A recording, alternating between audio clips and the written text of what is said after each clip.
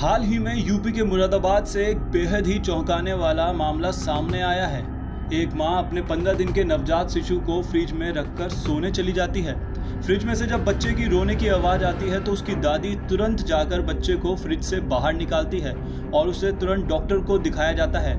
इलाज के बाद बच्चे की हालत सही बताई जाती है, पर यह घटना मां के इस बर्ताव के ऊपर एक बड़ा सवाल खड़ा करती है कि एक मां जो अपने बच्चे को 9 महीने पेट में रखती है, वो आखिरकार अपने बच्चे के साथ ऐसा कैसे कर सकती है।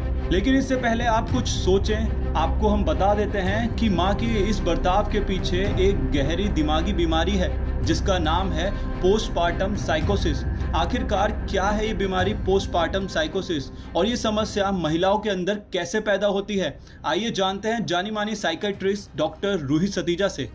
डिलीवरी के बाद मदर्स को अक्सर इमोशनल अप्स एंड डाउन्स होते हैं। इसको हम पोस्टपार्टम ब्लूज कहते हैं।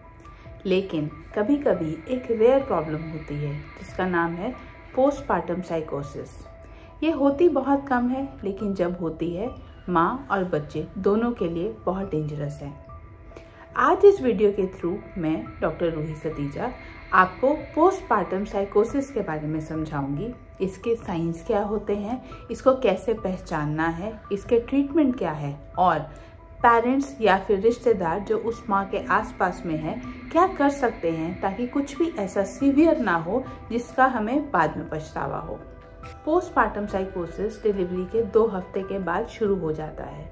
इसके कुछ ऐसे सिम्टम्स हैं जो इग्नोर करना नहीं चाहिए।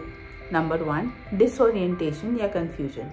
इसमें माँ को समझ में नहीं आता है कि वो क्या कर रही है और क्यों कर रही है।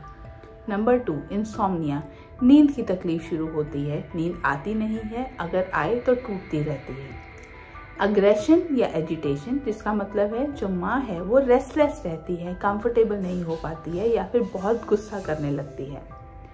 जब ये स्टेज बढ़ जाती है इसके बाद आते हैं डिल्यूजन। डिल्यूजन्स मतलब फॉल्स बिलीव्स।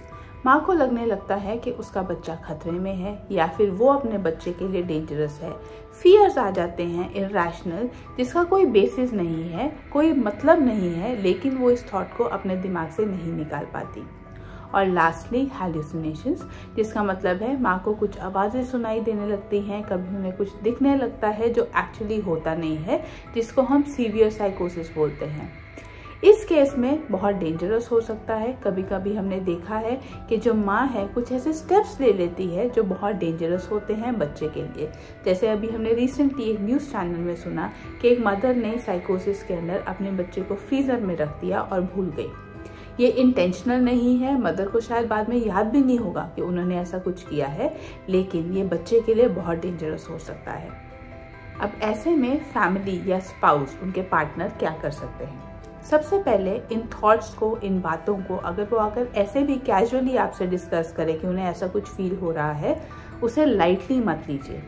मेडिकल अटेंशन लीजिए, साइकाट्रिस्ट से बात करिए इमीडिएटली, क्योंकि ये एक मेडिकल इमरजेंसी है। दूसरा, उन्हें ब्लेम और शेम मत करिए। उन्हें ऐसा मत फील करवाइए कि वो गलत हैं या ऐसा वो कैसे कर सकते हैं, क्योंकि वो इंटेंशनली बिल्कुल नहीं कर रहे हैं।